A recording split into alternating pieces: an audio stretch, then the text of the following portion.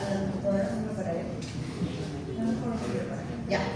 ¿Alguna duda en relación a la clase anterior? ¿Algunas observaciones o lo que se haya pensado en esta semana? ¿Todo bien? ¿Un 20 en el examen entonces? Yo sé que sí. A ver, vamos a ver hoy día lo que es condensación pulmonar. La parte neumotora es toca en realidad la siguiente clase, vamos viendo cómo vamos avanzando. Y la otra parte de la clase son síndromes obstructivos y intersticiales, ¿ya? Van a ver algunos datos igual que son netamente de las enfermedades, que son las más comunes en cada subgrupo de enfermedades. Vamos a tocar un poquito de ello también y vamos a enfocarnos un poco más en lo que es el curso, ¿no? Que es embriología. Entonces vamos a comenzar con el síndrome de condensación pulmonar. Vemos, ¿no? Acá en la imagen de abajo, pulmoncito derecho, pulmoncito izquierdo, y acá vemos un infiltrado, ¿no? Que no lo vemos al lado derecho. Es un infiltrado, una condensación, en este caso un infiltrado alveolar, en el lóbulo superior izquierdo. Entonces, ¿qué es la condensación? La condensación pertenece a un síndrome, al síndrome parenquimal. Como vemos acá en esta pirámide, tenemos 4 componentes del síndrome parenquimal. El síndrome parenquimal compone también al síndrome de condensación, al síndrome cavitario, al síndrome de rarefacción y al síndrome de enfermedades intersticiales. Este va a ser un síndrome caracterizado tanto por signos, síntomas secundarios a cualquier proceso que densifica el parénquima pulmonar. Entonces, nosotros sabemos, ¿no?, que tenemos alveolo, ¿ya? El alveolito, pues, por lo general, pues, no tiene contenido líquido ni nada, ¿no? En este caso, cuando tenemos una condensación, quiere decir que adentro del alveolo hay algún contenido que no debería estar. Puede ser líquido simplemente, que va a ser, por ejemplo, un edema agudo de pulmón, en el cual vamos a ver también condensaciones pulmonares, por lo general bilaterales. Podemos ver que el líquido que esté contenido no sea un líquido claro, limpio, sino un líquido purulento, un líquido que nos hable tal vez de una infección, como en el caso de las neumonías. ¿Sí? Entonces podemos diferenciar en este caso la condensación y qué tipo de patología nos puede dar, ¿no? Donde, como dice acá, ¿no?, el aire es reemplazado por otro elemento ocupando el espacio alveolar, un líquido que no sea normal en esa zona, ¿no? ¿Cuáles son las etiologías? Las más comunes, ¿no? Neumonía y atelectasia son síndromes de condensación pulmonar. Tanto la neumonía, que es infecciosa, y la atelectasia, que más que todo es una patología obstructiva, van a dar esta imagen, ¿no? La imagen de condensación, consolidación. Sin embargo, bueno, podemos ver característicamente que en la radiografía, ambas son neumonías, ¿no? Pero en la radiografía, la atelectasia suele tener mucho más homogeneidad del infiltrado o de la radiopacidad en una placa en relación a una neumonía, ¿no? La neumonía suele ser una radiopacidad un poco más heterogénea, como vemos acá.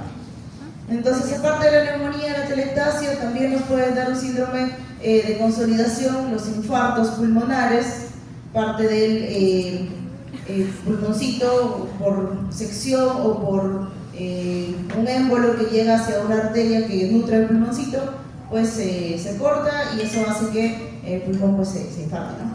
Y también se ve como una consolidación. Las contusiones pulmonares, ¿no?, post-accidentes de tránsito, por lo general, podemos encontrar un infiltrado alveolar a nivel de la radiografía, y lo que son las neoplasias también nos pueden dar patrones de consolidación o de condensación, que son lo mismo, ¿ya? ¿Qué síntomas van a tener los pacientes que tienen un síndrome de consolidación o de condensación? Como ya hemos visto en la mayoría de patologías, el paciente puede tener polipnia, puede estar taquipneico, puede estar cianótico, dolor torácico en el caso de que esta condensación, consolidación llegue a comprometer pleura, ¿ya?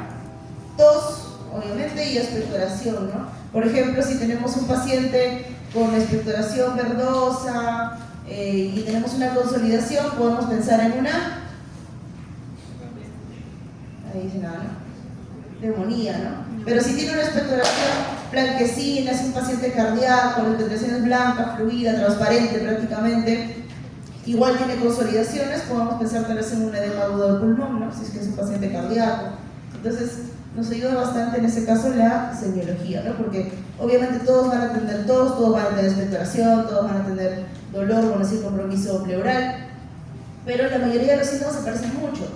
Entonces, no hay un síntoma cardinal para cada enfermedad, ¿no? Entonces tenemos que asociar con todas las demás cosas que podamos encontrar y los antecedentes que podamos tomar de los pacientes. Entonces, en el caso del síndrome de la condensación, vamos a ver qué esperamos encontrar a un examen físico, que es lo que nos importa a nosotros en esta clase, ¿no? Entonces, a la inspección, la movilidad del emitórax afectado, donde se encuentra la condensación, va a estar disminuida, ¿no? Ese lado del pulmoncito se va a mover menos, porque va a haber una alteración en la ventilación y se va a modificar la elasticidad del pulmoncito. En lo que es la palpación, las vibraciones vocales pueden estar aumentadas en el caso de consolidaciones, en el caso de neumonías, pero ojo acá, ¿no? En el caso de las atelectasias, las vibraciones vocales van a estar abolidas. En cuanto a la percusión, la sonoridad va a estar disminuida o abolida en algunos casos, y a la auscultación, pues, los ruidos respiratorios pueden estar incrementados y audibles durante toda la expiración. Vamos a encontrar lo que mencionábamos también en la clase pasada, el soplo tubálico, ¿no? A nivel de la condensación. Y agregados, en el caso, por ejemplo, de estertores alveolares al final de la inspiración, los crépitos, podemos encontrar crépitos, podemos encontrar estertores bronquialveolares, y en el caso de compromiso pleural, un frote pleural, ¿no? Ya. Específicamente hablando de condensación, el más frecuente, que es la neumonía. En este caso, la fisiopatología de la neumonía es por un compromiso infeccioso, ¿no? Microorganismos llegan al tejido pulmonar por estas 4 medios. Vía inhalatoria, ¿ya? Que es que alguien me contagie. Aspiración de contenido orofaríngeo, ¿no? Que es bastante frecuente en alguna persona, por ejemplo, que es alcohólico, que suele tener muchas aspiraciones, en personas que tienen mala higiene bucal también. Diseminación hematógena, ¿no? Infecciones en otros lados del cuerpo, que sé yo, tiene una sepsis de punto de partida térmico, puede hacer una diseminación hematógena por pulmoncito, sí se puede. Y por continuidad, ¿no? Tengo una infección, qué sé yo, hepática, hago efusión pleural, y esa efusión pleural también disemina ese pulmoncito, ¿no? Entonces, por continuidad, puedo tener también una neumonía. ¿Qué se va a presentar ya anatomopatológicamente? Va a haber edema a nivel del parénquima pulmonar, hepatización roja, hepatización gris y finalmente resolución. Ya está. ¿Qué creen que son preguntas importantes para hacerle a una persona en la cual sospechamos que tenga una neumonía? Todas las preguntas que puedan pensar que sean importantes, ¿no? ¿Se imaginan que están haciendo una historia clínica? Ya. Y por ahí ven una imagen mía, ¿ya? Y tengo condensación, consolidación en el lado derecho del pulmoncito. ¿Qué deberían preguntar? ¿Ya? Primero por la anamnesis, ¿ya? Por la anamnesis, o sea, preguntas importantes de la persona antes de los síntomas como tal. ¿Dónde vive? ¿Ya? ¿Por qué es importante dónde vive?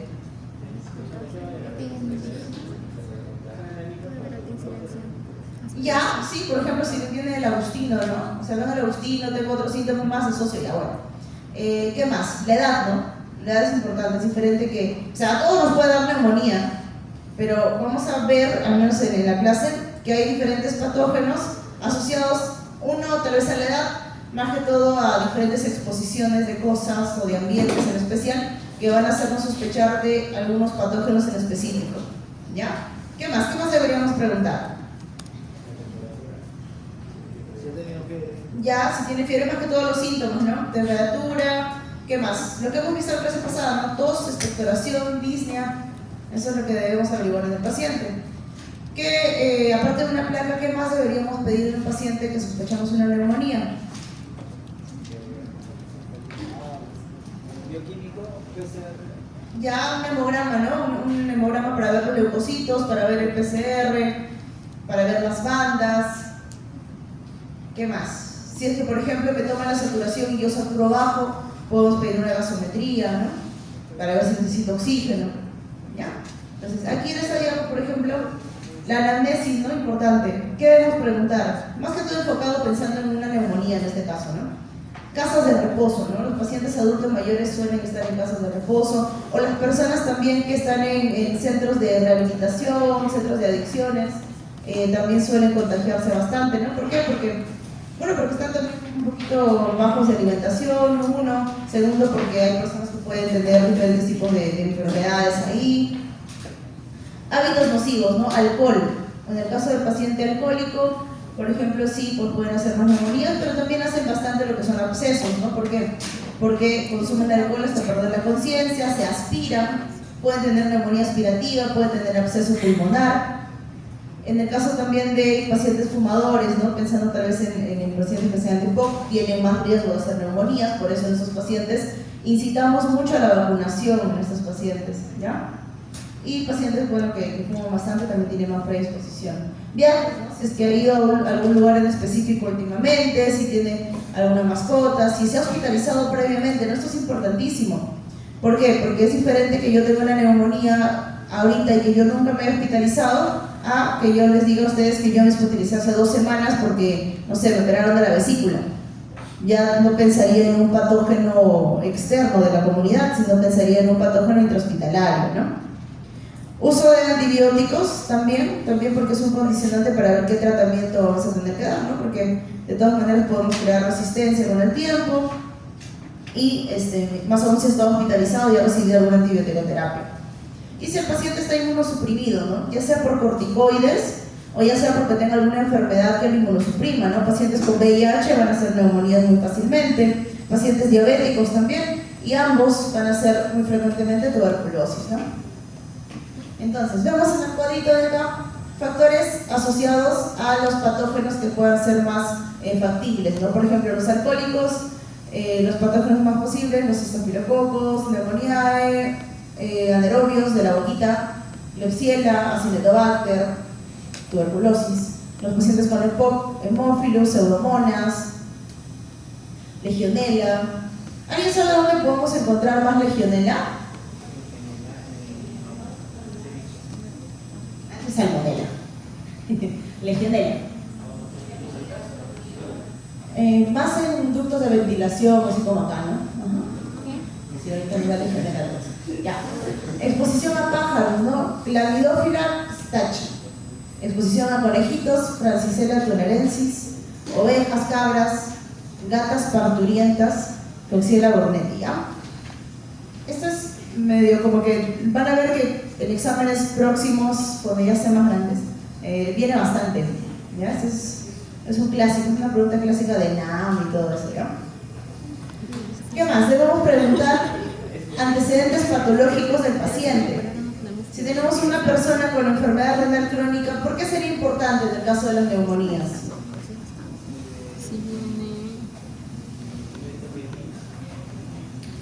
Más que todo porque los pacientes con enfermedad renal suelen hemodializarse, ¿no? Se hemodializan y suelen estar pues en hospitales de día, pero están en contacto con otros pacientes que también tienen su grado de inmunosupresión, que pueden tener como más frecuentemente pues enfermedades infecciosas, ¿ya? Y es más fácil que en esos pacientes, porque también están inmunosuprimidos, hagan neumonías. Ya les expliqué lo del EPOC. En el caso del cáncer también es también frecuente que pacientes que ya tengan un diagnóstico de cáncer también tengan bastante incidencia de neumonía. Diabéticos, ni que hablar. Esplenectomizados, obviamente, ¿no? Nos estamos llevando el guardián del cuerpo humano al vasito. Si es que no lo tiene, pues por eso es que lo mandan a vacunarse, porque por eso es que hacen seguimiento, ¿no? Porque es mucho más fácil que los patógenos puedan ingresar en ellos. Que tengan antecedentes de tuberculosis, sí, porque las cavidades, acuérdense que esas cavidades que dejan la TB pues pueden ser colonizadas por diferentes tipos de bacterias y no solamente van a dar una bronquitis o enfermedades más simples, ¿no? Pueden también dar una neumonía. Los pacientes con falla cardíaca y secuelas de ACV. ¿Por qué creen que es importante el paciente con secuela de ACV? ¿Sabemos qué es secuela de ACV? Que tiene un infarto cerebral, ¿no? Ya los pacientes con secuelas de ACV son pacientes pues, que van a estar postrados crónicos en su casita o a veces en el hospital. Estos pacientes, aparte de que pierden el reflejo del glutorio normal, ya depende también de qué grado de secuela técnica, grado de compromiso hayan tenido por el infarto, pues tienden a tener microaspiraciones, ¿ya? Se microaspiran y pueden hacer neumonías.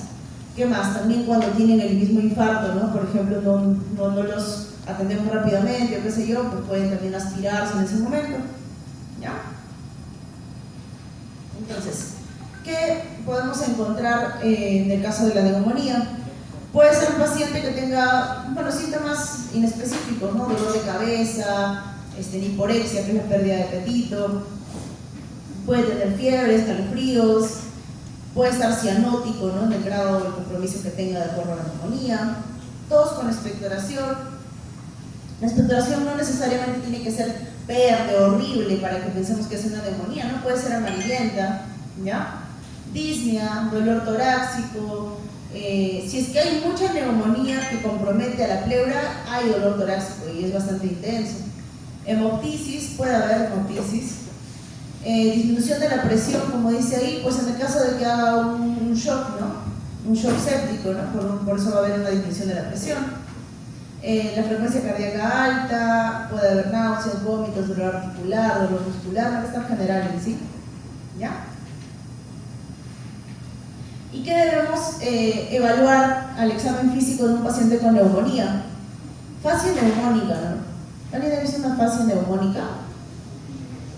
Yo tampoco, la verdad, pero está descrito, ¿no? Fascia neumónica, no sé.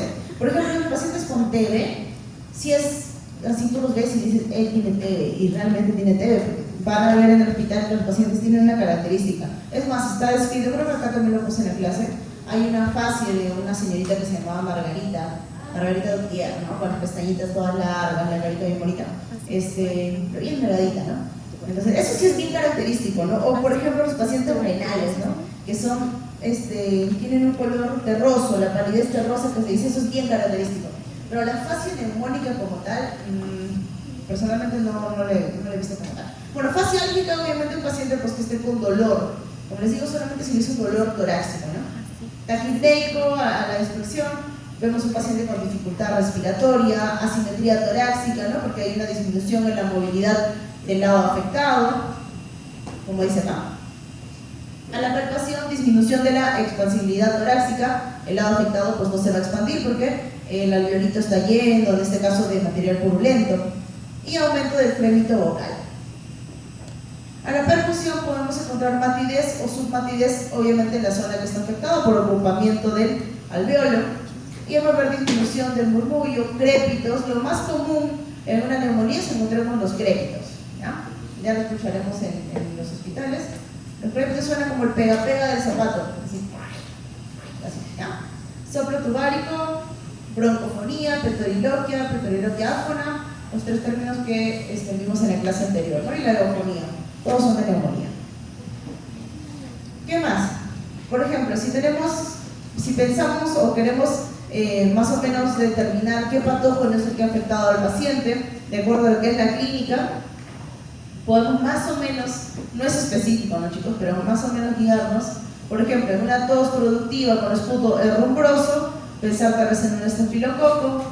Si tenemos tos con expectoración purulenta, rosada, espumosa, una neumonía por neumococo, en este caso por una neumocócica. Tos productiva, rojo, rosado gelatinoso por la Klebsiella, rojo, rosado, Haemophilus, pseudomonas, purulento, ¿no? Por lo general pseudomonas tiene expectoración bastante verdosa, un olor bien específico, ¿ya?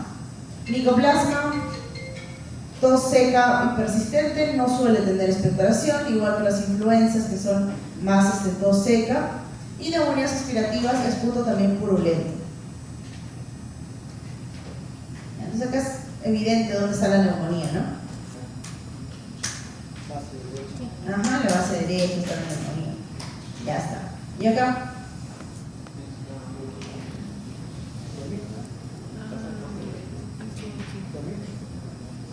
¿En la derecha también? En la izquierda, ¿no? Izquierdo. Ya, sí, bueno, acá está muy fácil, ¿no? Ya. ¿Y aquí? Acá, ¿no?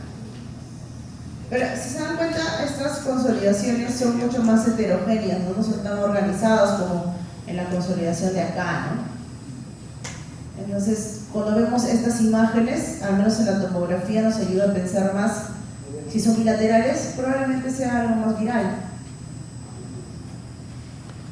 Y aquí, por ejemplo, tenemos esta consolidación, pero dentro tenemos imágenes cavitarias, ¿no? Y en el caso de acá sí es una consolidación con, ¿cómo se llaman esas cositas? No, broncograma aéreo. Ajá.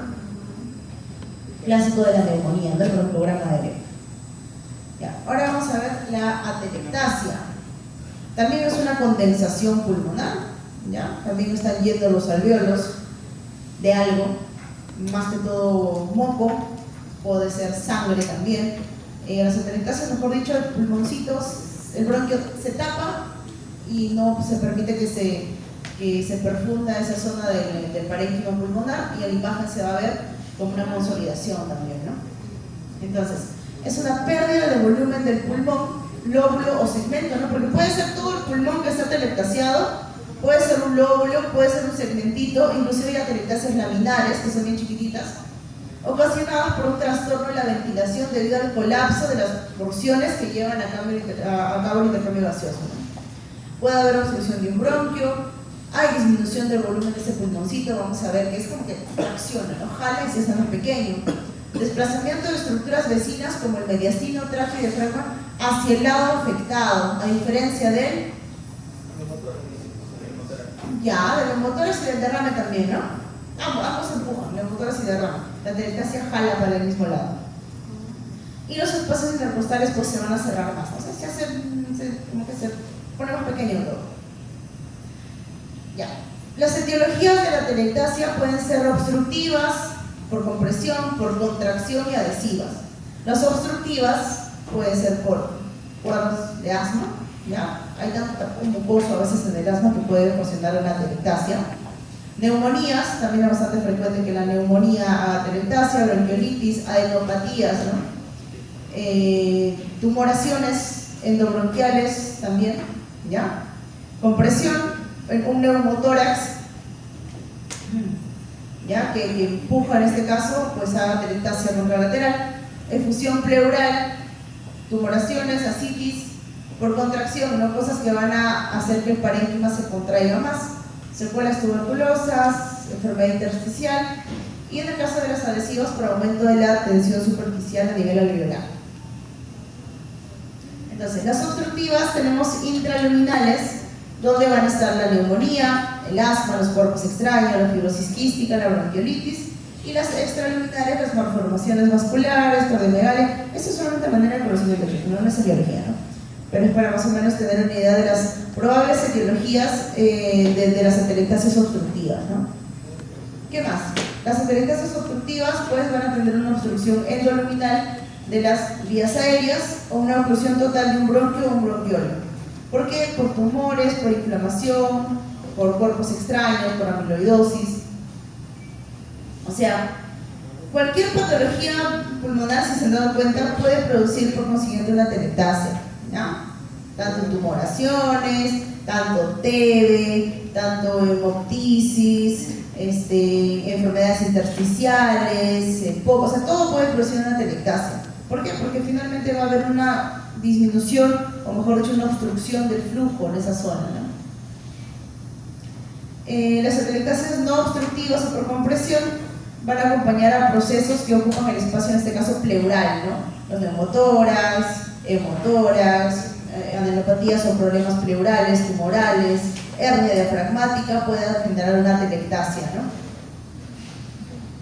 Entonces, aquí, ¿alguien más o menos tiene una idea de qué vemos acá?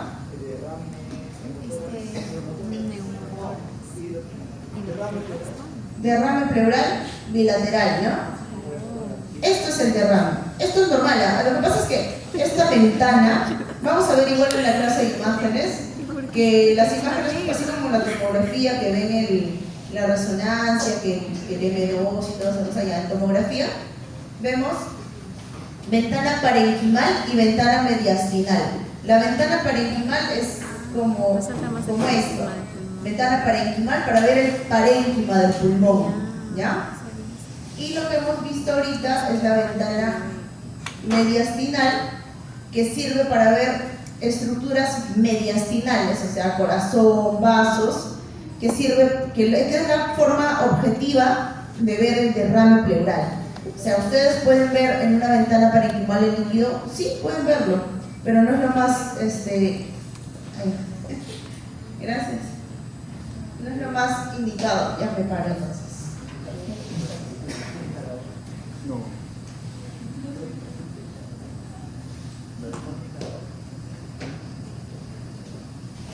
Ahí se ve, sí se ve, ¿no?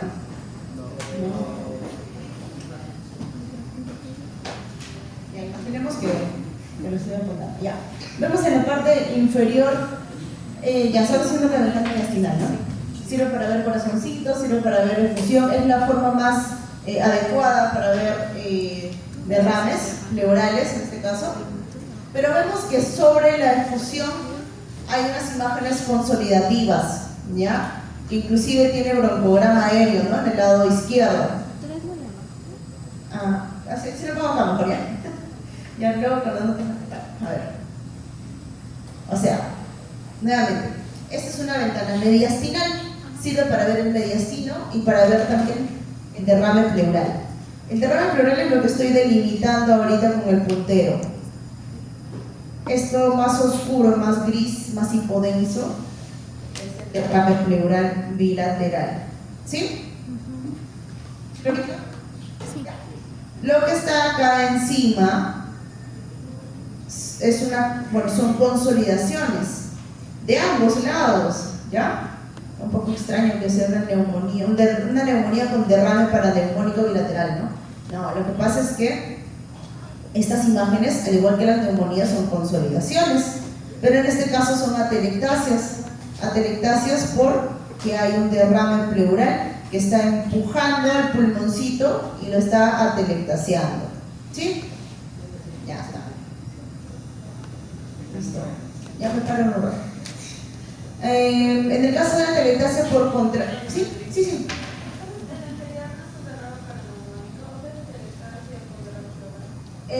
Miren, hay que ver la clínica, ¿no? Pero me parece más que por imagen, al menos así te lanzan una imagen y ves esto de acá, que sea un derrame bilateral y que tenga neumonías bilaterales por el derrame es bien infrecuente. Más en este caso se pensaría que los derrames pleurales están haciendo que el parénquima pulmonar se aplaste, porque fue por el líquido, pues, ¿no? Lo está empujando y eso genera atelectasia.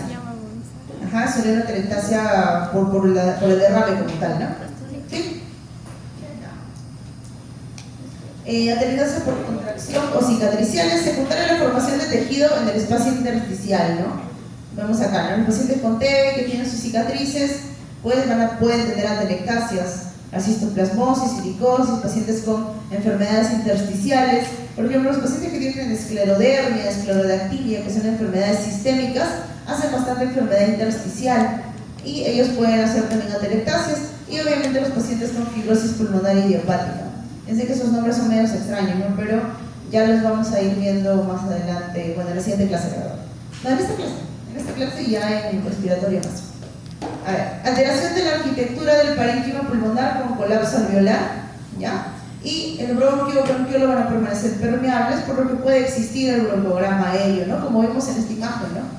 Yo diría mucho, pero puede ser una neumonía porque acá hay broncograma aéreo, ¿no? No, también la atelectasia puede tener broncograma aéreo, ¿ya? ¿Qué es lo raro de esta imagen? ¿Dónde están los nódulos? Hay bronquiectasis. ¿Estos? Esto es lo raro. No, está bien, chicos, yo también voy a bromearles, pero no son nódulos, son bronquiectasias, ¿ya? Bronquiectasias en la parte apical del pulmón derecho, porque está la tráquea todavía no se divide a bronquios. Y estos son normales, por si acaso, son bronquios normales, ¿ya? Van a ver que cuando vemos una imagen, damos movimiento a la imagen, o sea, bajamos para que siga bajando el corte, y esas pequeñas, como si los vemos así, nada más podríamos decir, son nódulos, ¿no? Pero si vemos que vamos bajando y estos se van afinando o van desapareciendo, pues son bronquios, ¿no? Entonces se ven como bronquios acá. Y estas de acá con la bronquiectasia son cicatrices, ¿no? Secuelas. Y vemos que el pulmoncito pues derecho es más chiquito que el izquierdo, ¿no? Porque las cicatrices suelen traccionar al pulmón, ¿ya? En la atelectasia adhesiva, las vías aéreas van a estar permeables, pero hay alteración del surfactante, ¿no? Del tensoactivo. En este caso, hay algo que van a ver en pediatría un montón, que se llama el síndrome de distrés respiratorio del recién nacido, ¿ya? Embolia pulmonar, también puede haber una alteración en el tensoactivo, inyección endovenosa de hidrocarburos, puede dar atelectasia. Y aquí encontramos al examen físico en una atelectasia. Igual el paciente va a estar taquipneico, también depende del compromiso, ¿no? Ya vamos a ver una atelectasia laminar, no te va a generar una taquipnea, ¿no? Dificultad respiratoria, pues hay atelectasias que son totales del pulmón, total. Entonces solo te está funcionando el pulmón, obviamente te va a dar dificultad respiratoria. Disminución de los espacios intercostales, disminución de la movilidad torácica y cianosis. A la palpación, igual que la neumonía, disminución de la extensibilidad torácica, en este caso disminución o abolición de las vibraciones vocales y desviación de la tráquea ¿hacia dónde?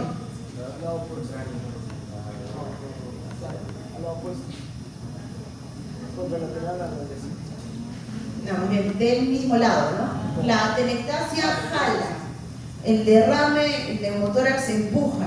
Entonces, si estamos hablando de una atelectasia, la desviación traqueal es ipsilateral, o sea, del mismo lado, ¿ya? Del mismo lado. ¿Qué vamos a hacer en la percusión? Bueno, va a haber matidez o matidez en el caso de la zona afectada y va a haber disminución del murmullo o va a haber abolición del murmullo.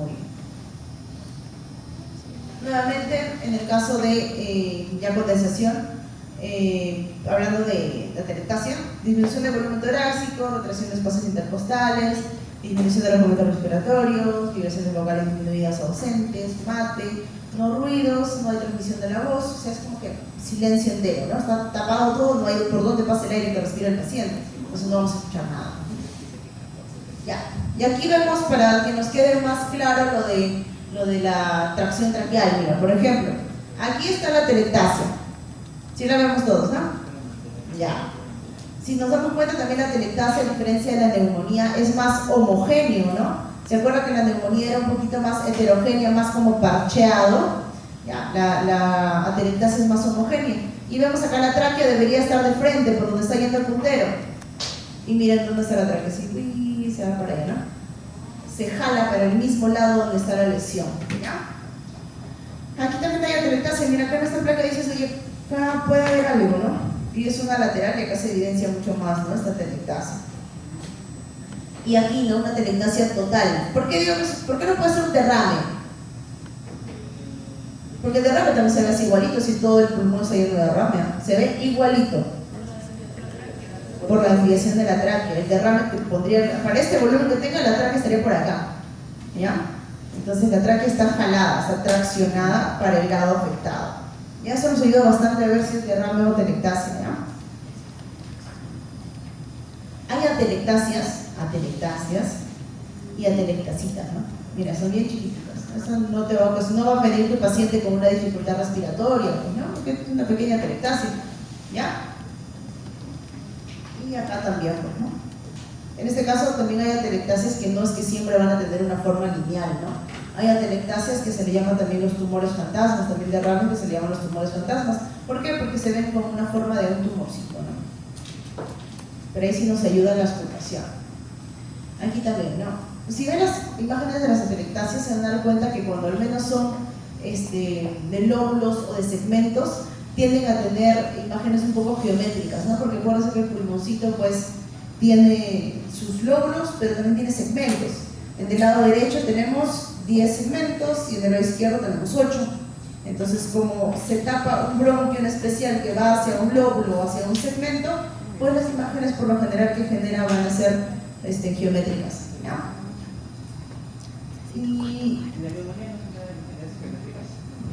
la neumonía genera más imágenes infiltrados alveolares, que son más parcheados. Sí, no sé si tengo más atrás. Mira, por ejemplo acá, ¿no? ¿Ves que está como cortado acá? ¿Ya? Se ve como un triángulo. Vemos en esto de acá también se ve, ¿no? Como con un triángulo o un cuadrado medio extraño, pero las neumonías tienden a ser patrones no tan definidos. Mira, está así como más irregular el borde, ¿no? Es más heterogéneo. No sé si hay más bueno, eso es tomografía, ¿no? Pero aquí, mira, es más heterogéneo, ¿no? En este caso, por ejemplo, si vemos esta imagen de acá, por las cavidades cualquiera diría, pues puede ser TB, ¿no? Puede ser TB, pero también una consolidación con una cavidad también puede ser una neumonía que se esté cavitando, ¿ya? Entonces son consolidaciones más heterogéneas las neumonías, a diferencia de las atelectasias, que son mucho más homogéneas, ¿ya? ¿Sí? Sí, ya. Ahora, en la condensación pulmonar también ingresa la tuberculosis. No solamente en condensación, ¿no? En los síndromes cavitarios también entra tuberculosis, ¿no? Listo. Entonces, la TB es una enfermedad infectocontagiosa producida por el Mycobacterium tuberculosis. ¿Por qué lo puse en negrita? ¿No? Porque hay otras micobacterias que también te dan síndromes cavitarios, que también te dan consolidaciones. Entonces, en este caso vamos a hablar de la tuberculosis, ¿no? Otras micobacterias no están en ya. Responsable de la infección pulmonar y extrapulmonar. En este caso vamos a basarnos en el pulmoncito, ¿no? Pero clínicamente, pues si vemos un paciente y sospechamos de una tuberculosis cutánea y tiene clínica o tiene imágenes anormales en el pulmón, lo más probable es que también tenga TB pulmonar, pues, ¿no? Ya está. Entonces, 80% de los casos de TB son de origen o tienen compromiso pulmonar. En el caso del extrapulmonar, lo más frecuente es pleural, meningio, ganglionar, y 5% también de ellos suelen ser multisistémicos. ¿Qué va a presentar el paciente? La típica, ¿no? Tos, fiebre, sudoración nocturna, baja de peso. Antes se esperaba los 15 días de sus síntomas, ¿no? Por lo general. Ahora, con 2 semanas de tos nada más, ya sospechamos de TB, ¿ya? Obviamente, pues hay que ver los factores asociados, ¿no? Acá, como dice, tos, expectoración, serosa, mucopurulenta, hemoptisis, ya si tiene hemoptisis mucho más, ¿no? Dolor torácico, disnea. Y acá está la fascia de Margarita Gautier, ¿no? Pálida, aporcelanada la piel, ligeros oftalmos, ojeras marcadas, y dicen que las pestañitas también bien largas. Así sí van a ver a los pacientes, chicos, ¿ah? Igualitos, en serio. Eso sí se nota. Pero por ejemplo, si es que yo veo a un paciente, ¿no? No pienso de primera instancia, a veces el paciente no te dice, ¿no? Que tiene tos, que tiene flema, pero tiene estas tumoraciones, a veces retroauriculares, inguinales, con salida de material purulento, gaseoso, y por ahí le sacas el dato ya de que tiene tos, que tiene fiebre y más cosas, pues te va a ser una de las primeras opciones, ¿no? Porque existe esto que se llama escrófula, ¿ya? Escrófula. Y acá, ¿no? Mira, este es el típico paciente con TB, ¿no? Pero el típico paciente que no tomó tratamiento, que va a 5 recaídas, así, ¿no? Porque chicos, ahora los pacientes no se ven así, se ven como nosotros, no es como antes. Cualquier persona le puede dar TB, ¿ya? TB cutánea, parece que le picó el zancudo, ¿no? Pero es TB cutánea, TB mamaria, TB ocular, TB ósea o mal de Koch, y viene el TB mamaria, ¿no? Bueno, y pulmonar, ¿no? Diseminada, cavidades bilaterales, con nodulaciones también bilaterales, ¿no? Que van a tender a cavitarse también, como vemos ahí. Entonces, ¿qué vemos en el paciente con TB? Usualmente tiene mal estado nutricional, pero también depende de dónde proviene el paciente. Por ejemplo, hay personas que, pues, por ejemplo, una licenciada que le da TB es por el contacto que tiene, pero la persona no se ve mal, ¿no? Pero, por ejemplo, si pensamos en zonas donde hay mucha pobreza o zonas de hacinamiento, pues por lo general va a haber mal estado nutricional, atrofia muscular, signo de dificultad respiratoria de por compromiso, puede tener adenopatías y buscar en todo caso si es que hay una TB ganglionar, y frote pleural si es que hay afectación pleural, ¿no? En el caso de la percusión. A la percusión, matidez en caso del derrame pleural. No hay un ruido típico de TB, puedes escuchar roncantes porque tiene mucha secreción. Matidez, con esa explotación, ¿no? Pero la percusión matidez en el caso solamente pues, de que haya fusión pleural asociada, de que tenga una T del pleural o una T del pleuroparenquimal. Ya la explotación, como dice acá, los sibilantes, roncantes, crépitos, cualquier ruido en realidad pulmonar, porque no hay nada específico. Y acá vemos, ¿no? la típica imagen de TB, afectación del lóbulo superior derecho, lo más común, un infiltrado alveolar, mucho más heterogéneo que una atelectasia, ¿no? Más heterogéneo, ¿ya? Y en este caso sí hay algo más, ¿no? ¿Qué más vemos acá?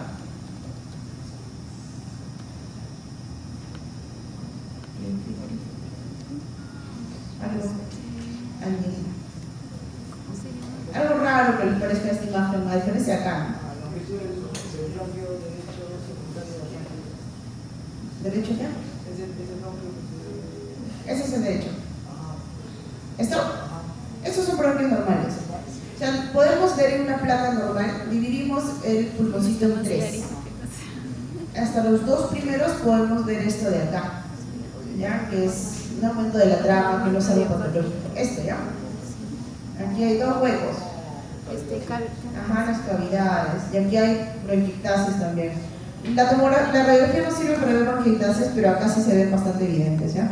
Mira, acá paso por el centro y acá paso por el centro de la bronquiectasia, ¿ya? ¿Y esto? ¿Qué es esto? ¿Así piensas? ¿Qué TV es esta? Debilidad, ¿no? Está bien, ya se sabe. Son micronodulaciones bilaterales, por ahí dicen en forma de mijo, ¿no? Bolitas de soya y eso, ¿ya? Son bastante pequeñitos, son micronódulos bilaterales. En este caso, por ejemplo, ya me habla de un mayor compromiso, ¿no? El tratamiento va a ser mucho más tiempo. Y aquí, ¿no? No es lo típico, pero acá hay una cavidad con paredes gruesas inclusive. No siempre va a ser arriba, chicos, ¿ah? Porque no quiere decir que está abajo, no es TV, no. Paredes gruesas, cavidad bastante redondeada. Ya, a ver. Sí nos va a dar para hacer neumotórax hoy. El neumotórax es chiquito, chicos. Neumotórax, según la ATS, que es, como dice acá la American Thoracic Society, es para determinar, este es el ente que nos rige más que todo con nuevas guías y más. Se define como la presencia de aire en el espacio pleural, como vemos acá, ¿no? Normalmente la pleura visceral y la pleura parietal pues están bastante continuas, con un espacio virtual, pero cuando este espacio virtual se pierde y se llena de aire, se convierte en un neumotórax, se llena de líquido, se convierte en un derrame pleural, ¿ya? Y puede haber neumotórax pues total, parcial, puede haber neumotórax de tensión, diferentes tipos y clasificaciones de neumotórax, como podemos acá, ¿no? Neumotórax espontáneo, puede ser primario o secundario. ¿Cuándo era primario? Eso sí lo vimos en la clase pasada. Están durmiendo, los voy a hacer correr ahorita.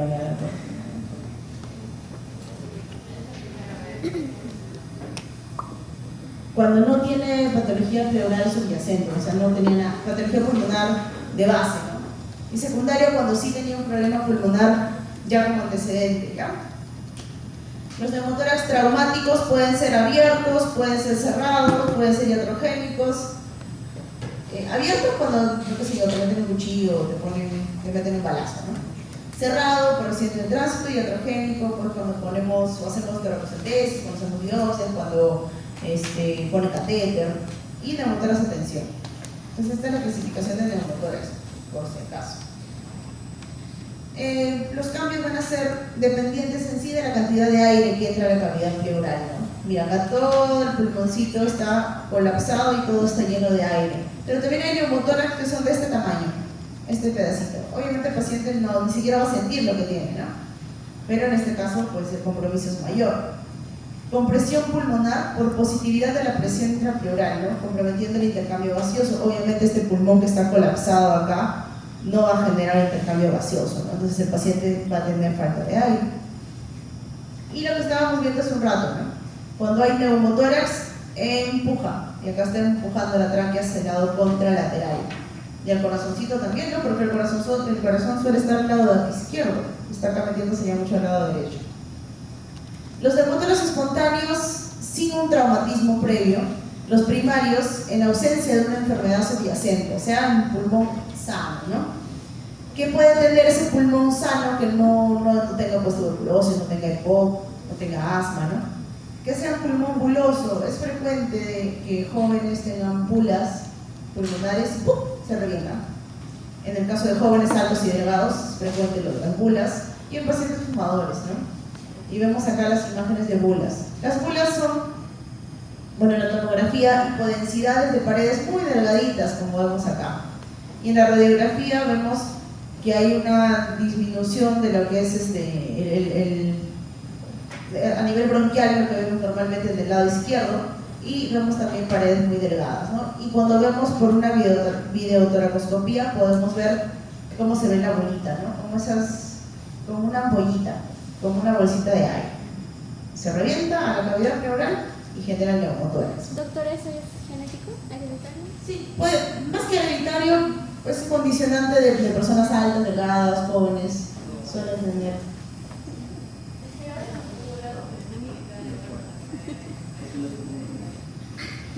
No, lo que pasa es que puede que tengas, o sea, naces con 50 bulas y se te rompen 5 y haces un neumotórax. Te quedan 45 bulas, pero para eso ya te vieron, ¿no? Porque si hiciste ruptura de 5 bulas, por lo general vas a tener neumotórax. Ven que tienes más bulas, ven que tienes muchas bulas, o son bulas que se van a romper, tienen que operarte, porque esas no van a aumentar, pero siguen ahí.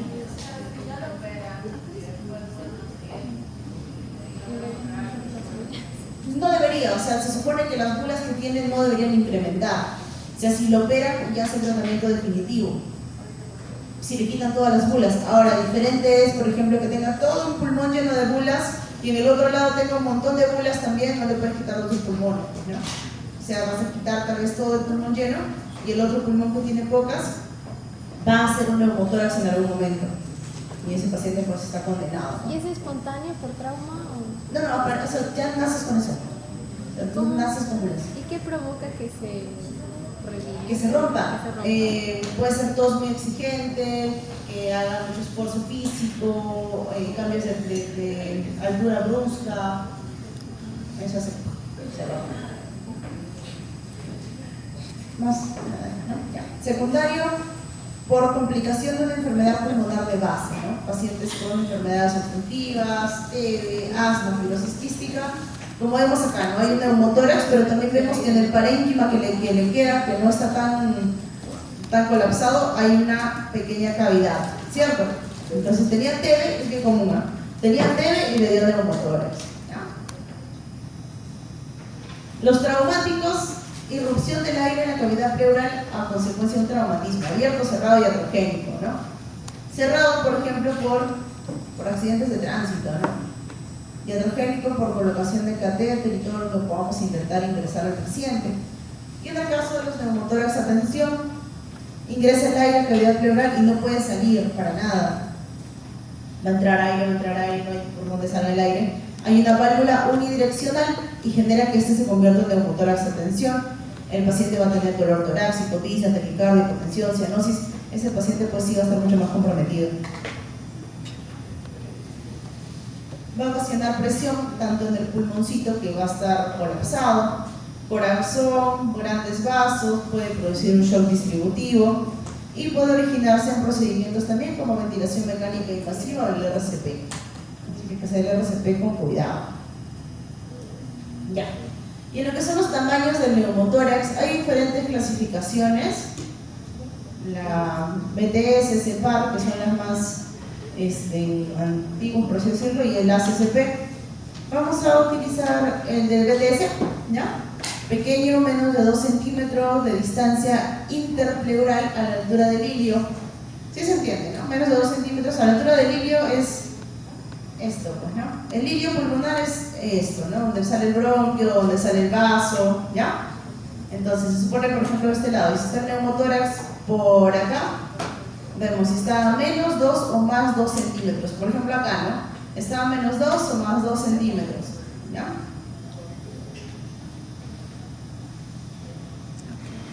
Los neumotórax pueden ser totales, completos y parciales. Parcial es un pequeño neumotórax, ¿no?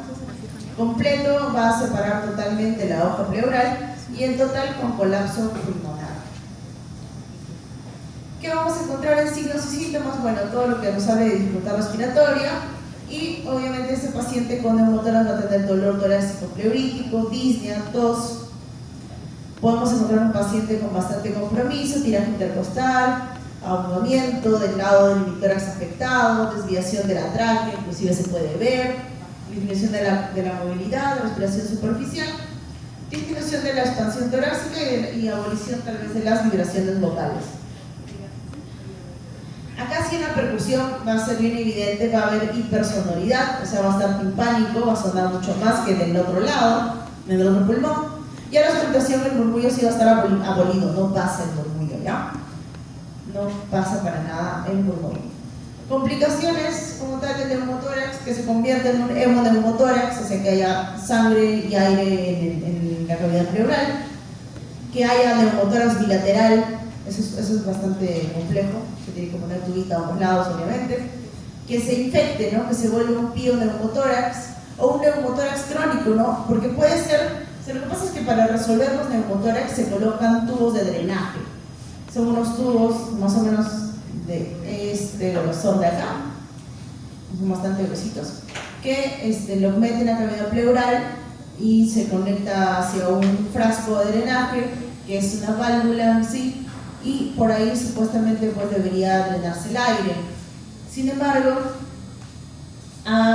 veo con pacientes, ¿no? Pues que la pleura a veces la tiene muy gruesa o no resuelve el neumotórax y se vuelve crónico, quiere decir que está mucho tiempo ya con el tubo y no responde, ¿no? Porque si es algo agudo, le ponen el tubo y 24 horas ya no hay neumotórax y se retira el tubo, genial. Pero hay personas que están con 2 meses con el tubo y nada. Entonces ahí hacemos uso, o sea, de un neumotórax crónico hacemos uso de una válvula de Heimlich, que es esto, que es una válvula que ayuda a que el aire pues de forma unidireccional vaya hacia esa bolsita y el paciente se puede ir a su casa, ¿no? Porque ya tendrán que operarlo en algún momento, ¿ya? Tiene que la pleura pues disecarla y más, ¿no?